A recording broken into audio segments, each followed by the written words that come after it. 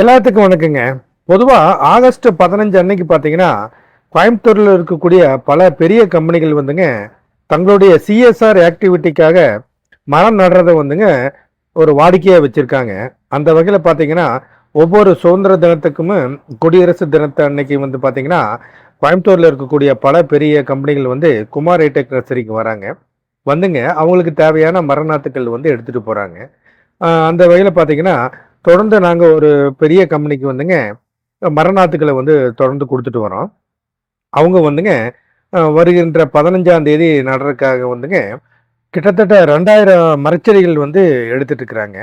பல வகையான மரச்செடிகள் வந்து அவங்களுக்கு தேவை இருக்கனால, அவங்க அந்த வந்து லோட் ஆயிட்டு இருக்குது. அதான் பார்க்குறீங்க.